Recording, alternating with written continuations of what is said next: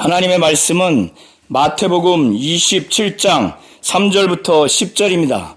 다 함께 합독하시겠습니다. 그때 예수를 판 유다가 그의 정죄됨을 보고 스스로 뉘우쳐 그 은 30을 대제사장들과 장로들에게 도로 갖다 주며 이르되 내가 무죄한 피를 팔고 죄를 범하였도다 하니 그들이 이르되 이것이 우리에게 무슨 상관이냐 내가 당하라 하거늘 유다가 은을 성소에 던져놓고 물러가서 스스로 목매어 죽은지라. 대제사장들이 그 은을 거두며 이르되 이것은 핏값이라 성전고에 넣어둠이 옳지 않다 하고 운운한 후 이것으로 토기장이의 밭을 사서 나그네의 묘지를 삼았으니 그러므로 오늘날까지 그 밭을 피밭이라 일컫느니라. 이에 선지자 예레미야를 통하여 하신 말씀이 이루어졌나니 일러스되 그들이 그 가격 매긴 이스라엘 자손 중에서 가격 매긴 자의 가격 곧 은 30을 가지고 토기 장이의 밭 값으로 주었으니 이는 주께서 내게 명하신 바와 같으니라 하였더라. 아멘. 예수는 죄를 알지도 못하시고 죄를 짓지 아니하시는 분이십니다. 예수는 죄를 짓지 아니한 무죄하신 분이십니다. 그래서 고린도후서 5장에 하나님께서 죄를 알지도 못한 그분에게 죄를 짊어지게 하신 것은 바로 예수를 믿고 구원받은 모든 사람들이 이 예수가 우리의 죄를 짊어지시고 저주와 형벌을 대신 받으시고 죽으신 다음에 하나님의 성령으로 그를 살리셨고 그래서 예수가 죽고 부활하신 이 예수를 위해서 살도록 다시는 자신을 위해서 살지 아니하고 오직 예수를 위해서 살도록 그렇게 죄를 알지도 못한 그 예수에게 죄를 짊어지도록 그렇게 하셨다는 것입니다. 예수께서는 오늘 마태복음 27장 1절부터 26절을 통해서 그가 유대 그 공적인 그 회의체, 유대 사회의 공회인 산헤드린에서 종교 재판을 받았습니다. 사형 언도를 받았어요. 그리고 그들이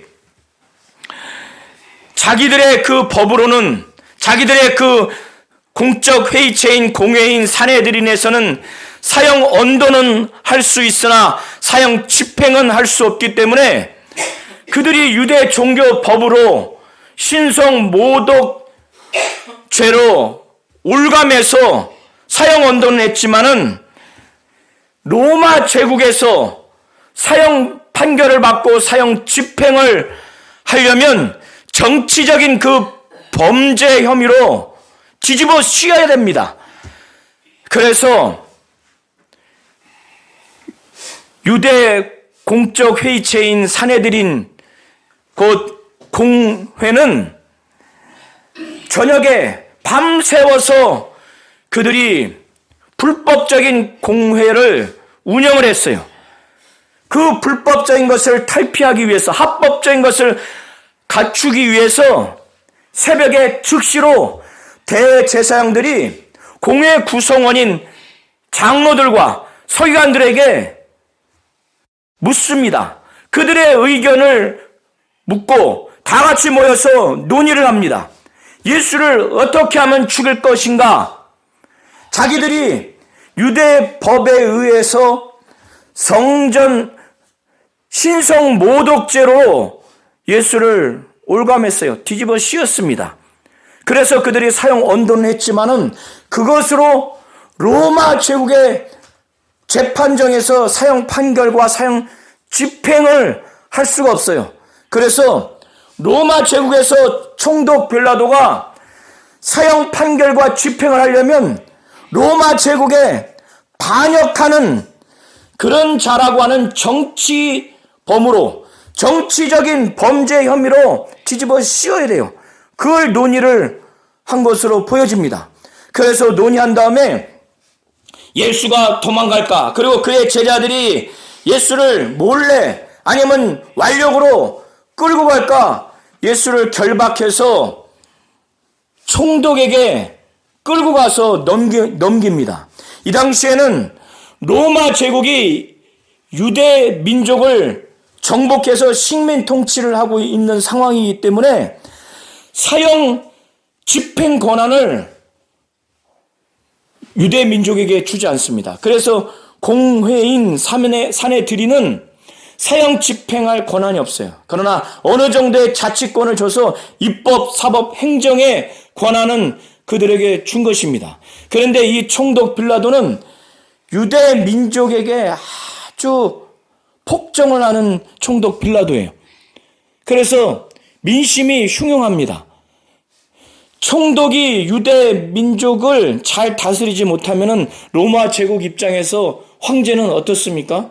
당장 다른 총독으로 갈아치워요. 그러니까 총독 빌라도는 문제없이, 소란 없이, 밀란 없이 유대 민족을 잘 다스려야 자기가 나중에 또 황제로 승진할 수 있는, 즉위할 수 있는 그런 기회가 있는 겁니다. 그러니까 이 정치자인 총독 빌라도는 유대 민족의 그 자체적으로 평안하게 자기가 통치를 해야 자기에게 유익한 거예요. 밀란이 일어나거나 폭동이 일어나면 자기에게 유익하지가 않습니다. 정치적으로. 이해하시겠죠? 이런 정치적인 손익 계산을 총독 빌라도는 하는 겁니다. 대제사장들과 장로들과 서기관들 그리고 일단의 무리들은, 이스라엘 백성들은 예수를 결박해서 총독 빌라도가 있는 곳으로 끌고 갑니다. 관정으로 끌고 가는데 이 무리들이 유대인들은 이방인들과 함께하거나 접촉하면은 그것이 부정하다고 여겨서 자기들이 부정함을 입지 않도록, 더럽힘을 입지 않도록 총독 빌라도는 이방인이에요. 그러니까 관정 안에 들어가지 않아요. 오늘 성도님들이 설교를 들으시면서 예수님이 죄를 알지도 못하고 또 죄를 짓지 아니한 무죄하신 예수님이라는 것을 우리 성도님들이 잘 아셔야 돼요. 그래야 그가 왜 죄를 알지도 못하고 죄를 짓지도 않는 그분이 죄를 짊어지시고 인간이 받아야 할 저주와 형벌, 영원한 지옥 형벌을 그가 대신 받으시고 죽으시고 하나님의 성령으로 살리시고 부활케 하셨는가? 이거를 우리 성도님들이 잘 아셔야 됩니다. 예수는 죄를 알지도 못하시고 죄를 짓지도 아니한 무지한 예수라는 것을 잘 아셔야 돼요. 오늘 마태복음 27장 1절부터 26절에 이것이 잘 나와 있습니다. 총독 빌라도는 유대 사회, 유대 민족의 큰 사건, 그리고 민요, 폭동이 일어날 만한 사건은 잘 알지 않겠어요? 원래 총독 빌라도는 가이사랴 지방에 그의 관저가 있는 사람입니다. 그런데 유월절, 유대인의 명절인 유월절에는 많은 유대 민족들이 모이기 때문에 자칫 폭동과 소요가 일어날 수 있기 때문에 치안을 경비하기 위해서 이 당시에 예루살렘 지역에 이동해서 이 기간 동안에 거주했어요. 그러니까 폭동이나 민요가 일어날 만한 사건, 그런 지도자는 당연히 알지 않겠어요? 그래서 자기도 모르는 어떤 사건으로 이 예수가 끌려왔기 때문에 무슨 일로 이 사람을 고발하는가 물었어요. 그러니까 이들이 새벽 일찍 공회를 소집해서 대제사장들과 장로들과 서기관들이 모여서 유대 종교법에 의해서 신성모독죄로는 종교적인 범죄 혐의로는 이방 제국인 로마 제국에서 사형 판결과 집행을 할 수 없기 때문에 총독 빌라도가 판결을 하고 집행 권한이 있는데 그 종교적인 범죄 혐의로는 그것을 판결하고 집행할 수 없기 때문에 정치적인 범죄 혐의를 뒤집어 씌운 거예요. 그것이 누가복음에 나와 있는데 그들이 말하기를 우리가 이 사람 바로 예수를 보니까 우리 유대 민족을 미혹한다. 이 첫 번째. 그리고 두 번째는 뭐냐면 가이사에는 로마 제국의 황제를 일컫는 겁니다. 가이사에게 세금을 바치는 것을 금합니다. 그리고 세 번째는 예수 자신이 자칭 왕 그리스도라고 말합니다. 이렇게 세 가지를 논의를 한 거예요. 그리고 그들은 또 말하기를 이들은 유대의 넓은 지역을 다니면서 막 가르칩니다. 그러니까 사회적으로 혼란을 일으키는 자요, 가이사에게, 로마 황제에게, 로마 제국에 세금을 내지 않도록 그렇게 하는 자입니다. 그리고 로마 제국의 황제를 반역하는 그런 자로서 바로 유대인의 반역자, 바로 자칭 왕. 여기서의 왕은 예수가 말하는 그 만왕의 왕, 이걸 말하는 것이 아니라 유대 이 백성들이 바로 로마 제국이 통치하기 때문에 유대인의 왕은 로마 황제예요. 그런데 로마 황제를 반역할 왕으로서 자기가 지금 자칭 나선 자라고 이렇게 말하면은 당연히 총독 빌라도가 이 사람은 사형 판결을 해서 사형 집행을 해야 되겠다, 이렇게 여길 것이다 라고 해서 이 세 가지를 말한 겁니다. 그래서 총독 빌라도가 이 얘기를 듣고 진짜 유대인의 왕이라고 이렇게 나선 건가? 그래서 관정 안에 들어가서 예수께 내가 유대인의 왕이냐 이렇게 묻습니다. 사실 그도 반신반의하면서 그걸 물은 거예요. 내가 유대인의 왕이냐? 그러니까 예수께서는 그것은 내 스스로 하는 말이냐? 아니면 이 사람들이 내게 대하여 내게 말한 말, 바로 고수한 말의 일부로 지금 내가 말한 것이냐? 이게 두 가지를 질문하면서 물어요. 그러니까 총독 빌라도가 당연히 후자죠. 나는 유대인이 아니다. 내 나라 사람이 내게 끌고 왔고 대제사장들이 내게 끌고 왔다. 그러니 너는 무엇을 하였느냐? 그러니까 예수께서 말씀하시기를, 이건 요한복음에 나와 있는 내용입니다. 예수께서 말씀하시기를 내 나라는 이 세상에 속하지 않았다. 만약 내 나라가 이 세상에 속하였다면 내 종들이 싸워서 유대인들에게 넘겨주지 아니했을 것이다. 내 나라는 이 세상에 속하지 않았다고 말씀을 그런 내용으로 하셨어요. 그러니까 총독 빌라도가 내가 그러면 왕이 아니냐? 내 말대로 내가 왕이다. 내가 이것을 위해서 태어났고 내가 이것을 위해서 세상에서 나타났다는 거예요. 곧 진리를 증거하기 위해서 나타났다는 겁니다. 그러니까 총독 빌라도가 이게 전혀 그 입장에서는 동문서답한다고 생각하겠죠. 진리가 무엇이냐? 그때 예수께서 진리에 속한 자는 내 말을 듣는다, 이 말씀을 하시는 거예요. 진리에 속한 자는 내 말을 듣는다. 총독 빌라도가 이 예수의 말씀을 들으니까 도무지 예수를 죽일 죄로 인한 죽일 죄에 해당하는 사유를 도무지 찾지를 못한 거예요. 그래서 다시 관정 밖으로 나가서 예수를 보니까 사형을 판결하고 집행할 사유가 도무지 없는 거예요. 그래서 죽일 사유를 찾지 못했다.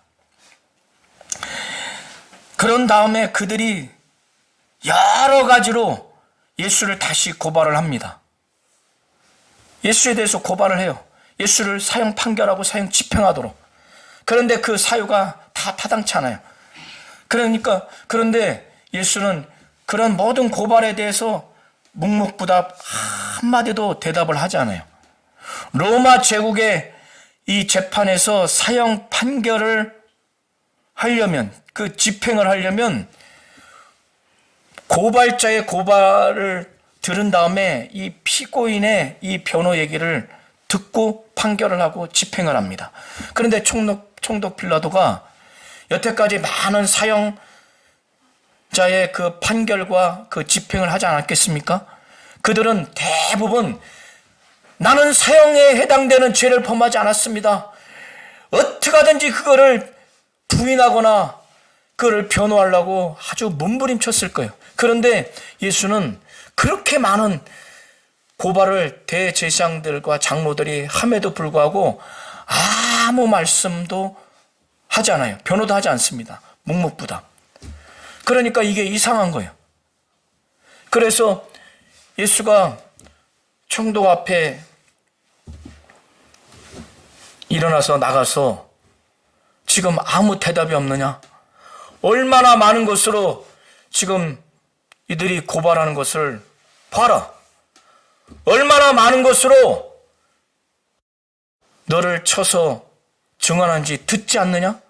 그런데 총독 빌라도가 여태까지 자신이 사형 판결하고 집행한 그 피고인들과는 너무 다른 거야. 너무 담담해. 눈빛도 아주 결연하고, 그리고 선하고, 또 위험 있고. 그러니까 매우 놀랍니다. 이 내용전에 예수를 꽁꽁 묶어가지고 총독 빌라도의 관정으로 데리고 갑니다. 총독 빌라도에게 끌고 갑니다. 그 관정까지 끌고 가요. 가룟 유다는 이거를 다 본 거예요. 자기는 이렇게 사형 언도를 할 줄은 몰랐던 거예요. 산헤드린, 곧 유대 공적 회의체인 공회에서 예수를 사형 판결을 하는 그 언도하는 것을 봄으로 인해서 그가 정죄감에 빠졌어요. 그래서 그는 예수가 정죄받는 것을 보고 스스로 뉘우쳤어요. 여기서 스스로 뉘우쳤다고 하는 3절의 그 표현은 회개했다는 내용이 아닙니다. 원어는 그가 후회했다고 하는 것이에요. 양심의 가책을 받아서 후회했다는 것이지 회개했다는 것이 아니에요. 그래서 원어는 의미가 달라요. 여기서 뉘우쳤다는 것은 회개했다고 하는 원어가 아닙니다. 그건 단순히 양심의 가책을 받아서 후회했다고 하는 그 원어를 사용하고 있는 겁니다. 가룟 유다는 뉘우쳐서 그 은 30을 가지고 대제사장들과 장로들에게 가서 이것을 넘겨줍니다. 내가 무죄한 자의 피를 팔아서 죄를 범했다. 그러니까 그는 이 정죄감, 이 깊은 후회로 인해서 그 은 30을 넘겨주려고 했는데 제사장들과 장로들이 반응이 어떻습니까? 한번 4절 이하를 눈으로 보시기 바랍니다. 그러니까 그들이 그것이 우리에게 무슨 상관이 있느냐? 내가 당해라. 내가 그 무죄한 예수가 죽음으로 인해서 피 흘려서 그 결과로 받은 은 30, 그 핏값은 내가 당하라는 거야. 내가 그 책임을 받으라는 겁니다. 여기서 가룟 유다는 처음부터 지금까지 어떻습니까? 예수가 죄가 없다는 것을 인정하는 거예요. 그리고 대제사장들과 장로들도 죄가 없다는 것을 간접적으로 여기서 고백을 하는 장면입니다. 그런데 가룟 유다는 여기서 멈출 수가 없죠. 그러니까 성전에 은 30을 던져버리고 자기는 목매달아서 죽습니다. 사도행전 1장 15절부터 그 이하를 보면 베드로가 성령에 충만해서 이 가룟 유다에 대해서 말하기를 그는 예수를 잡는 자의 길잡이 역할을 했다고 하고 그는 이미 성경에 예언된 대로 응했다는 거예요. 그리고 그는 그 직분을 하나님으로부터 주 예수로부터 받았지만은 그는 이제 그 직분이 자기가 감당할 수 없게 되죠. 그래서 이 사람이 불의의 싹으로 밭을 사고 후에 몸이 곤두박질하여 배가 터져 창자가 다 흘러 나왔다는 겁니다. 이 일이 예루살렘에 사는 모든 사람에게 알려져 그들의 말로는 그 밭을 아겔다마라니 이는 피밭이라는 뜻이라. 20절에 보면 시편에 기록하였을 때 그의 거처를 황폐하게 하시며 거기 거하는 자가 없게 하소서 하였고 또 일렀을 때 그의 직분을 타인이 취하게 하소서 하였도다.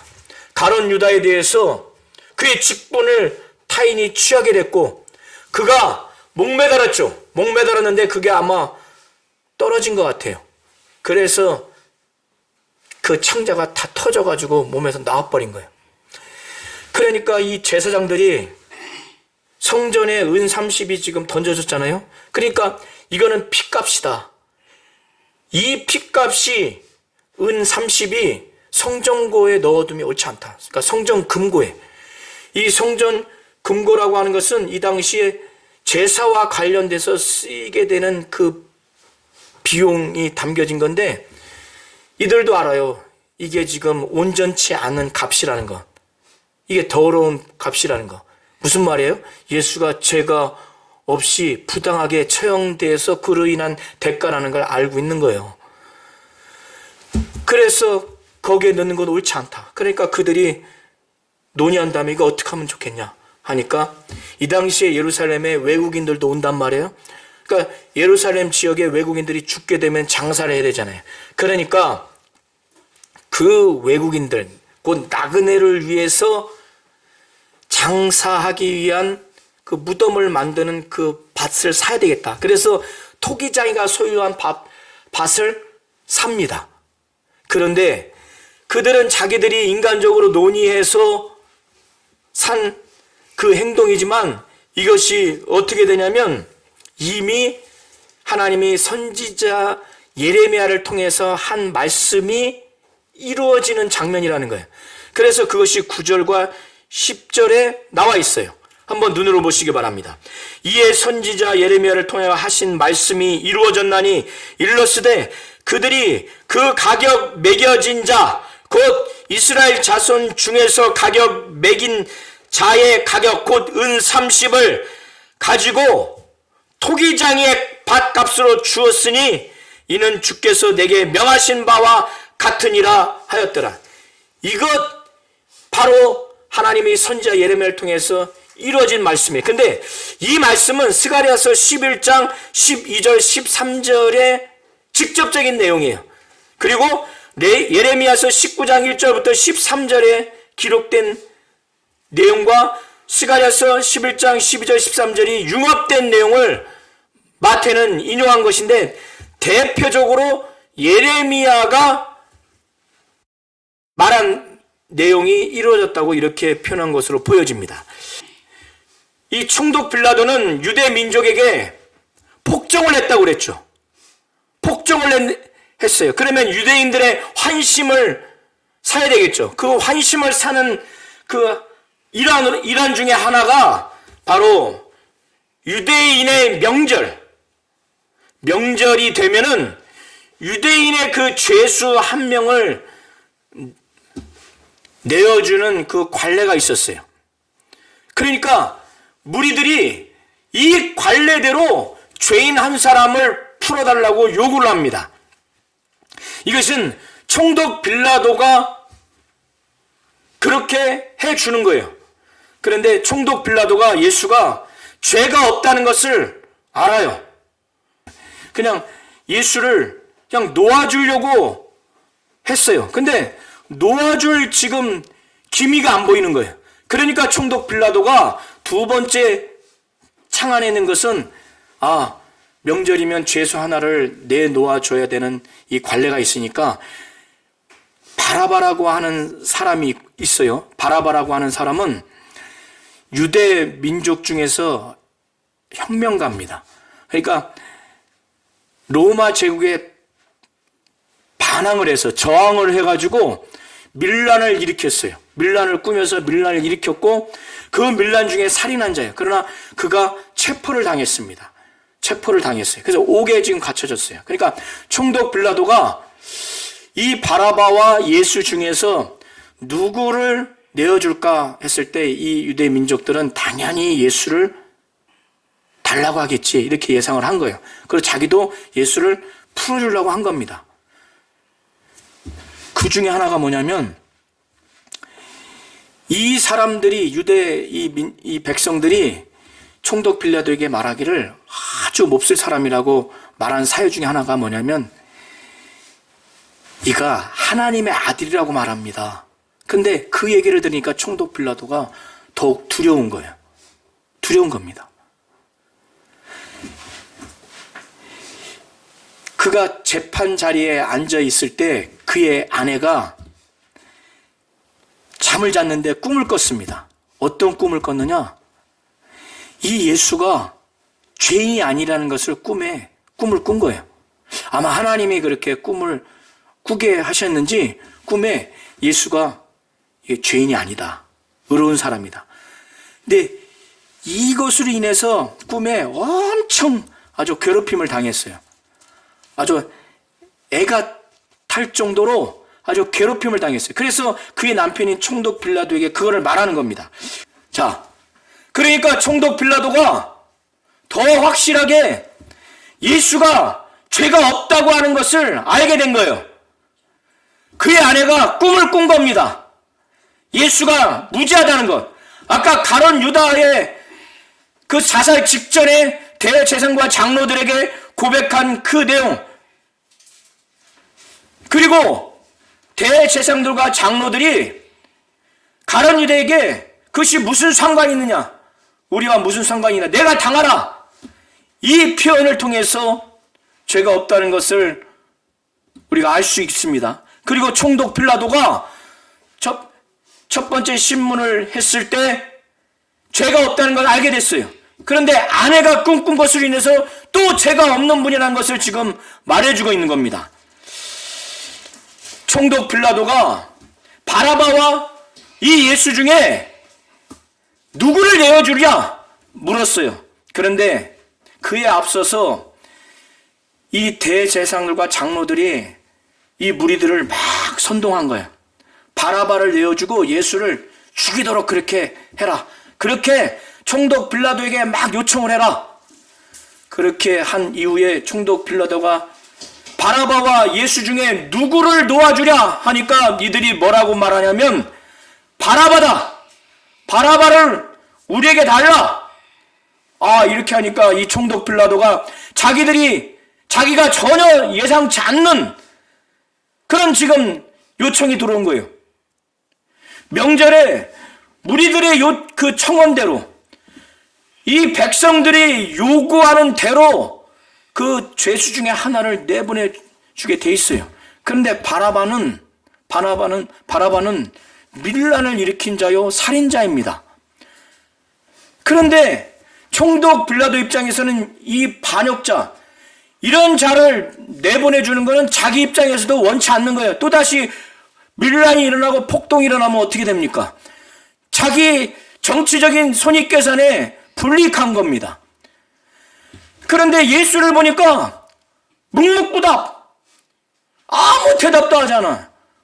총독 빌라도가 매우 충격받고 놀랄 정도로 이렇게 사형 선고를 판결받고 집행당하는 자는 자기가 여태까지 한 명도 이런 눈빛과 이런 자세와 태도를 본 사람이 한 사람도 없어요. 어떻게 하는지 하나라도 나는 살인자가 아닙니다. 나는 사형 판결을 받을 만한 자가 아닙니다. 그런 죄를 짓지 않았어요.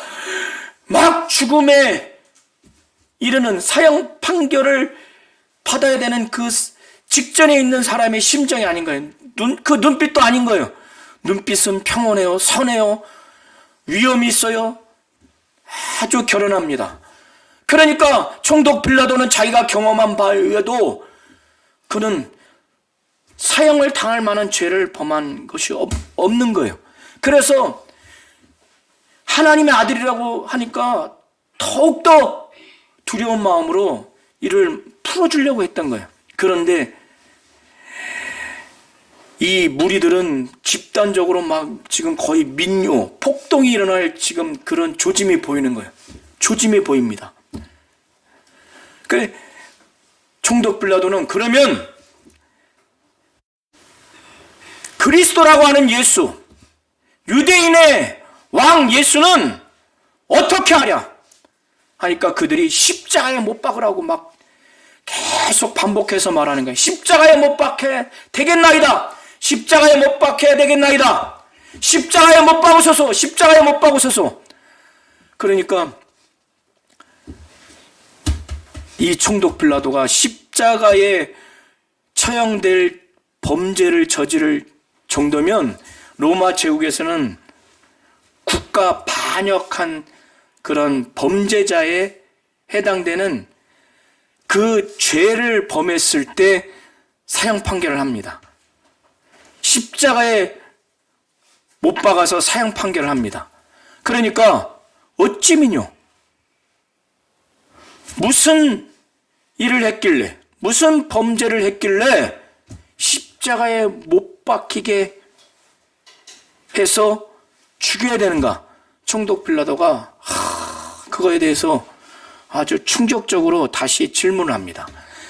그런데 이 백성들은 계속 십자가에 못 박으라고 하니까 지금 폭동이 일어날 것 같아요. 폭동이. 빌라도가 정말로 예수를 죄가 없는 자로 확신하고 있었어요. 그리고 자기는 정치적인 그 입장에서 바라바를 내보내주면 또다시 밀란을 일으켜서 폭동을 일으키면 자기 정치적인 입지에 손해가 납니다. 예수를 내어주려고 했어요. 더더군다나 하나님의 아들이라고 하니까 너무 두려웠어요. 자기 아내가 꿈을 꿨는데 이 사람에 대해서 재판과 관련해서 아무 상관도 하지 말라고. 내가 꿈을 꿨는데 이 사람 때문에 내가 정말 너무 힘들었던 거예요. 아주 애태울 정도로 힘들었다고 말하는 거예요. 그러니까 총독 빌라도는 내어주려고 했는데 백성들이 막 지금 폭동을 일으키려고 하는 지금 중이에요. 지금 폭동이 지금 일어나고 있어요. 그러니까 더 이상 자기가 생각하는 대로 판결을 할 수가 없는 거예요. 그 내용이 지금 24절과 25절의 내용이에요. 빌라도가 아무 성과 없이 도리어 밀란이 나라는 것을 지금 보게 된 거예요. 폭동이 일어나는 거. 자기가 지금 예수를 내어주려고 하는데 헛수고인 거예요. 아무 성과도 없이 오히려 반대로 도리어 밀란이 일어나는 것을 보게 된 거예요. 폭동이 일어나는 것을 보고 이제 더 이상 내어줄 수 없구나. 그러니까 이 무지한 예수의 사형 판결과 집행 관련해서 나는 책임이 없다 라고 하는 것을 지금 표시하는 거예요. 여기서 이제 손 떼고 싶은 거예요. 그래서 그는 무리 앞에서 물을 가져다가 손을 씻습니다. 씻으면서 이 사람의 피에 대하여 나는 무죄하다. 너희가 당해라. 나는 이 사형 판결과 집행에 나는 관여하고 싶지 않다. 너희가 당해라. 그러니까 이 백성들이 뭐라고 그래요? 무조건 십자가에 못 박혀 죽여야 되는 거예요. 왜? 신명기에 보면은 나무에 달린 자는 하나님으로부터 저주받은 자예요. 그러니까 이스라엘의 그 유대 공적 회의체인 사내들인 그 유대 공회는 예수를 그냥 죽이면 안 되는 거예요. 십자가에 못 박혀 죽여야 하나님으로부터 저주받은 자라고 그렇게 백성들에게 인식을 시켜야 되는 거예요. 그러나 유대 법에 의해서는 그런 죄목으로 그런 집행을 할 수 없기 때문에 정치적인 범죄를 올감해서 뒤집어 씌워서 정치적인 범죄자로 판결을 받도록 그렇게 하기 위해서 로마 제국 총독에게 온몸을 결박해가지고 넘긴 겁니다. 정치적인 반역자로. 그렇게 해서 넘긴 거예요. 그런데 총독 빌라도가 보니까 그런 죄가 하나도 없는 거예요. 너무 선해. 너무 착해. 그리고 그가 말하는 모든 것들은 이 세상과 관련된 것이 아니야. 그러니까 총독 빌라도는 이 사형 집행과 이 사형 판결에 관여하고 싶지 않은 거예요. 이 대제사장들과 장로들과 서기관들은 예수를 십자가에 처형시켜야만 했던 거예요. 그러나 그 사형 집행이 보니까 로마 제국이 그렇게 사형 집행을 하고 있기 때문에 거기에 힘입어서 거기에 악용해서 예수를 지금 죽이려고 하는 겁니다. 막 무조건 십자가에 못 박으라고, 십자가에 못 박으라고. 그런데 이것은 인간들의 악한 의도로 되었지만은 이것은 하나님의 뜻입니다. 하나님의 뜻이에요. 하나님의 저주를 예수가 받아야 되는 거예요. 인간 대신 죄를 짊어져야 되는 겁니다. 총독 빌라도는 너무 무서운 거예요. 폭동이 일어나니까. 그래서 물을 갖고 와서 손을 거기다 씻은 다음에 이 사람의 죄에 대해서 자기는 무죄하다. 너희가 당하라. 그러니까 이 백성들은 무조건 죽이려고 하는 마음으로 이 사람의 피에 대해서 그 피를 자기와 자기 자손들에게 돌리라는 거예요. 이게 무슨 의미인지도 모르고 무조건 죽이고자. 그러니까 총독 빌라도가 그들에게 예수를 넘겨주고 예수를 채찍질해서 십자가에 못 박도록 군인들에게 넘깁니다. 이때 채찍질하는 것은 뭐냐면 십자가 처형하려면 빨리 죽음에 이르도록 채찍을 가하는 거예요.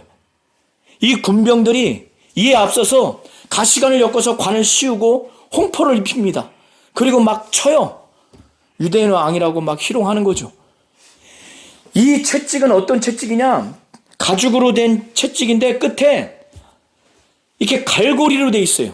그게 금속이나 동물의 뼈나 납덩이로 그렇게 돼 있어서 이 세 가지 중에 하나 내지는 복수로 거기에 달아서 채찍을 가하면은 얼마나 고통스럽냐면은 이 갈고리로 돼서 살이 파여가지고 뼈가 드러날 정도로 그렇게 채찍을 가하고 나면은 힘이 쫙 빠져요. 빨리 죽음에 이르게 되니까 로마에서 십자가 처형을 하기 전에 채찍을 가하는 것은 바로 그런 목적입니다. 그래서 예수는 채찍질하고 십자가에 못 박히게 군인들에게 넘겨줍니다. 하나님은 바로 이 예수가 죄를 알지도 못해요. 죄를 짓지도 않는 이 예수에게 인간이 지은 죄를 짊어지고 그래서 그 죄의 결과로 저주와 형벌을 인간이 받아야 하는 것을 예수가 받도록 그렇게 하셨습니다. 예수는 죄를 알지도 못해요. 죄를 알지도 못한다고 하는 것은 이성적으로 알지 못한다는 것이 아니라 경험을 해서 알지 못한다는 거예요. 바로 예수는 죄를 지어서 죄의 경험이 없는 자예요. 이런 차원에서 예수는 죄를 알지도 못하고 죄를 짓지도 아니하신 바로 무지하신 분이에요. 오늘 그것을 27장 1절부터 26절 통해서 그것을 지금 말하고 있는 겁니다. 가룟 유다가 예수의 그 정죄하는 것을 보고 스스로 뉘우쳐서 그가 말하기를 무죄한 자의 피를 팔아서 자기가 죄를 졌다고 말합니다. 그 유다가 말하기를 3, 4절에 보시기 바랍니다. 그런 고백을 해요. 이것은 예수가 죄가 없으신 무죄하신 예수라고 하는 것을 말하는 겁니다. 그리고 대제사장과 장로들이 이렇게 뉘우쳐서 후회해서 은 30을 유다가 주려고 했을 때 그걸 받지 않죠. 그것이 우리와 무슨 상관이 있느냐? 내가 당하라. 그리고 나서 가룟 유다가 성전에 그 은 30을 던져놨을 때 그들이 말하기를 이 피값으로 받은 이 은 30이 더럽기 때문에 성전에 두는 것이 옳지 않다. 바로 뭐예요? 정당한 사형으로 인한 값이 아니라는 것을 말해주는 겁니다. 그리고 총독 빌라도가 몇 차례 신문을 하고 나서 보니까 죄를 진 게 아니에요. 이는 무죄한 자라고 하는 것을 그가 말했어요. 그리고 그의 아내도 꿈을 통해서 계시받은 거예요. 지금 이 사람은 의로운 자라는 것을.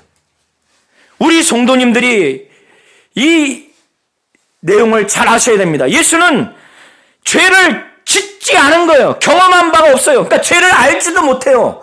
알지도 못한 바로 예수. 죄를 알지도 못한 예수.